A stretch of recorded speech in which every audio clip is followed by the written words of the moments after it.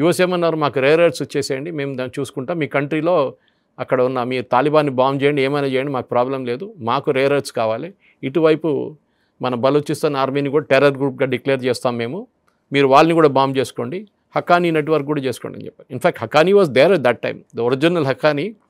ఈ ఎంత గొడవ నడుస్తున్నా అక్కడ ఆఫ్ఘనిస్తాన్ ఉండే గుల్బతున్ హెక్మతియార్ వీళ్ళందరూ ఆ టైంలో అక్కడ ఉన్నారు ఆఫ్ఘనిస్తాన్లో. సోవియట్స్ పెద్ద మెస్ ఉండేది ఆ టైంలో. తో ఈ హక్కానీ నెట్వర్క్ కానీ వీళ్ళందరూ ఉన్నప్పుడు కూడా ఈ సిఐఏలో there are many people who work. Charlie Wilson was one of the my remember. And వీళ్ళందరూ చేస్తున్న దానికి వాసుదేవన్ గారు ఒక స్ట్రాటజీ ఉండే. బేసిక్లీ పాకిస్తాన్ ఆపాలని సిఐ ట్రై చేస్తున్నారు, ఇటువైపు ఏమో స్టేట్ డిపార్ట్మెంట్ వాళ్ళు సపోర్ట్ చేస్తున్నారు.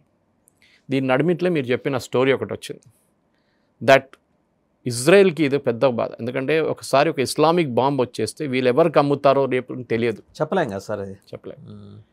సో ఇజ్రాయెల్ ఒక ప్రపోజల్ పెట్టారు 80s before Indira Gandhi was assassinated. I think it was before 84 అంతే. ఏం చెప్పారంటే, మేము బాంబ్ చేస్తాం పాకిస్తాన్ని, కానీ మీ హెల్ప్ కావాలి. ఆ టైంలో రీఫ్యూయలింగ్ ఎక్కువ లేదు, ట్యాంకర్స్, ఎయిర్క్రాఫ్ట్ రీఫ్యూయల్. ఇప్పుడు వాళ్ళు డైరెక్ట్గా ఫ్లై చేసి మొన్న ఇరాన్ని కొట్టేళ్ళారు. బేస్ ఇక్కడ మనకి ఇండియాలో అడిగారు వాళ్ళు. అది అమృత్సర్లో లేకుంటే పఠాన్కోట్లో ల్యాండ్ చేస్తాం, మాకు అక్కడ రీఫ్యూయలింగ్ ఇవ్వండి, రీఫ్యూయలింగ్ చేసి మా ఎయిర్క్రాఫ్ట్ వెళ్ళిపోతాం. ఇందిరాగాంధీ రిఫ్యూజ్డ్. ఆ రోజు ఇందిరాగాంధీ చేస్తుంటే ఇష్యూడ్ అప్రూవ్డ్ అ ప్లాన్, పాకిస్తాన్కి ఇవాళ న్యూక్లియర్ వెపన్స్ కాదు, న్యూక్లియర్ టెక్నాలజీ కూడా ఉండకపోతుండే. That was one of the major foreign policy blunders of Indira Gandhi. ఆమె భయపడింది, ఎందుకంటే షీ వాజ్ వెరీ ఇన్ఫ్లుయెన్స్ అయ్యారా? ఇన్ఫ్లుయెన్స్ అని చెప్పొచ్చు ఒకసారి.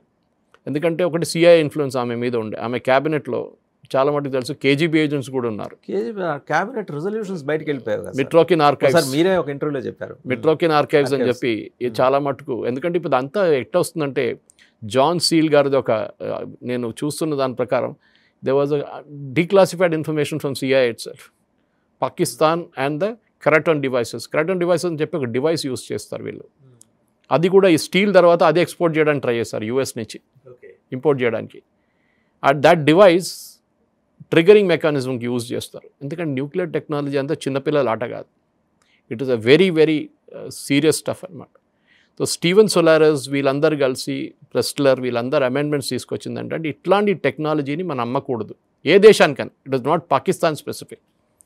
భారతదేశం అడిగితే భారతదేశం కూడా అమ్మకపోతుంది, కానీ we made our own stuff, మన ఓన్ తయారు చేసుకో, మన జుగాడు ఉంది కదా మన దగ్గర. కొంచెం అసిస్టెంట్ సోవియట్ యూనియన్ నుంచి కూడా వచ్చింది అనుకోండి ఆ టైంలో. కానీ ద మెయిన్ ప్రోగ్రామ్ వాజ్ అక్కడ పాకిస్తాన్ ఎట్లా ఆపాలి అని చూస్తున్నారు. ఒకవైపు ఇందిరాగాంధీ ఏమో హెల్ప్ చేయలేదు. ఇందిరాగాంధీ మీద ప్రెషర్ ఉండే, don't agree to Israel because she was very close to PLO, Palestine liberation organisation, Yasir Arafat. Arab nations ఏమనుకుంటారో అని చెప్పి ఆమెకు ఒక భయం ఉండే. Okay, that might be the prominent reason for Mrs Gandhi. ఆమె రిఫ్యూజ్ చేస్తుంది. ఆ టైంలో ఇజ్రాయెల్ సపోర్ట్, యుఎస్ సపోర్ట్ ఉండే, కానీ ఇప్పుడులా కాదు, హార్డ్ కోర్ సపోర్ట్. ఇప్పుడు ఈవెన్ సౌదీ అరేబియా కూడా సపోర్ట్ చేస్తారు కావాలంటే ఇజ్రాయెల్ని, యూఏఈ సపోర్ట్ చేస్తారు, బహ్రెయిన్ సపోర్ట్ చేస్తారు. ఇప్పుడు బయట ఏదో మాట్లాడుతారు, కానీ with in themselves they all want Iran to be controlled. Houthis ఉండకూడదు, ఇరాన్ని కంట్రోల్ చేయండి, టు సర్టన్ ఎక్స్టెంట్ ఖతార్ని కూడా కంట్రోల్ చేయండి. సో అటువైపు ఏమో రష్యన్స్తోని గొడవ నడుస్తుంది ఆఫ్ఘనిస్తాన్లో, ఇటువైపు ఏమో ఇరాన్ ప్రాబ్లం ఉంది. అది అన్నీ కాకుండా ఇజ్రాయెల్ తీసుకొచ్చి ప్రపోజల్ తీసుకొచ్చారు. సో ఆబ్వియస్లీ అదే టైంలో Carter moved out and Reagan came in to as a president అన్నమాట. సో రీగన్ మళ్ళీ సేమ్ యాజ్ యూజువల్ పాలసీ, మనం ముజాహిదీన్ని ఫండింగ్ చేయాలి and we will give money, కోట్లు ఇద్దాం, billions we will give, but we have to drive out the Soviets. Because ఆ టైంలో it's is the cold war era. Soviet Union కానీ USSR ఉన్నప్పుడు and US రెండు separate, you are with us or you are not against అస్ అని చెప్పేసి. So Cuba కానివ్వండి, ఇట్లాంటి కొన్ని పోలాండ్, రొమేనియా ఇట్లాంటి రాష్ట్రాలన్నీ సోవియట్ యూనియన్తో కలిసి ఉన్నారు యుఎస్ఎస్ఆర్తో. అటువైపు ఏమో America and its allies, European alloys.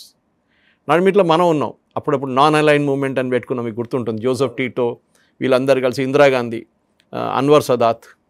It was a non function. ఇప్పుడైతే అసలు దాని పేరే లేదు, ఎక్కడ పోయింది, ఎవరికి వెళ్ళలేదు, ఎక్కడ పోయింది.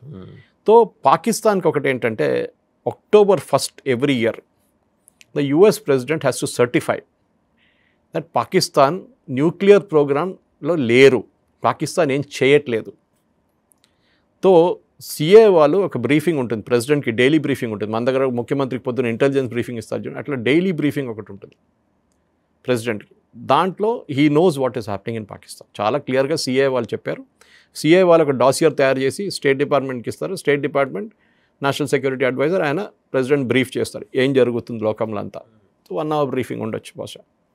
దాంట్లో అకౌంట్ బార్లో అక్కడ కూడా వీళ్ళు పాకిస్తాన్లో వెపన్స్ ఉంది, వెపన్స్ తయారు చేస్తున్నారు, న్యూక్లియర్ ప్రోగ్రామ్ నడుస్తుంది, ఎక్విప్మెంట్, ఈ నేను చెప్పిన స్విచెస్ అరెస్ట్లో కూడా ఇంకొక అరెస్ట్ జరిగింది. ఎందుకంటే ఈ న్యూక్లియర్ టెక్నాలజీ మళ్ళీ ఎక్స్ప్లెయిన్ చేసి పెద్ద చెప్పాలంటే గంట సేపు పడుతుంది దాన్ని కూడా. But you can even get an expert retired person to speak about it. More then me credibility వాళ్ళ దగ్గర ఉంటుంది. నేను from my research knowledge only I can tell you nuclear programmes switches చాలా క్రూషియల్ అనమాట. ఫైరింగ్ న్యూక్లియర్ వెపన్ ఇది చిన్నపిల్లల మన దివాళీ పటాకులు కాదు ఇది. It was very very complicated technology. So Pakistan దగ్గర లేదు, యూఎస్ నుంచి కొనుక్కోవాలని చెప్పి స్విచెస్కి ఆర్డర్ ఇచ్చినప్పుడు అగైన్ సిఐ వాళ్ళు గేమ్లో దిగారు. That guy who was importing was arrested again, Pakistani guy. So ఇదన్నీ నడుస్తున్నప్పుడు ఆఫ్ఘనిస్తాన్ గొడవ నడుస్తుంది. సో బార్లో ఏమంటున్నారంటే ఆ టైంలో F-16 పాకిస్తాన్కి ఇవ్వడానికి యుఎస్ డిసైడ్ చేశారు. F-16 ఎందుకు? అక్కడ ఆఫ్ఘన్లో ఉన్న సోవియట్స్ని బాంబ్ చేయడానికి. అండ్ అవి న్యూక్లియర్ వార్ హ్యాట్స్ని క్యారీ చేయడానికి కూడా కాదు. అండ్ స్పెసిఫిక్లీ మీకు గుర్తు ఇప్పుడు కూడా పాకిస్తాన్ దగ్గర F-16 ఉన్నాయి కదా సార్. ఇప్పుడు అది దాంట్లో కండిషన్ ఏం రాసి పెట్టారంటే it will be never be used against India పెట్టారు. అది కండిషన్ పాకిస్తాన్ దగ్గర యుఎస్ అంత జుడిషియస్గా పెట్టిందా సార్ కండిషన్? ఆ రోజు కాబట్టి పెట్టింది. ఎందుకంటే వాళ్ళకి భయం ఉంటే వీళ్ళు వాడుకుంటే ఇండియా మళ్ళీ వాళ్ళ మీద కొడతారు, భారతదేశం ఎక్కడ కొడతారు, మొత్తం న్యూక్లియర్ ఫ్లాష్ పాయింట్ అయిపోతుంది. మీకు గుర్తుంటే దీనికన్నా ముందు ఇంకో సిఐ ఆఫీసర్ ఒక ఇంటర్వ్యూ ఇచ్చారు. అవును, ఐ ఫర్గెట్ హిస్ నేమ్. ఆయన ఏం చెప్పారంటే ఈ పాకిస్తాన్ న్యూక్లియర్ వార్ హెడ్స్ ఆ టైంలో ఇంత సోవియట్ యూనియన్ ఇంత గొడవ నడుస్తున్నప్పుడు, ఇంత టెన్షన్ ఉన్నప్పుడు, the US government was controlling the entire Pakistan. John Kiriakou, yes.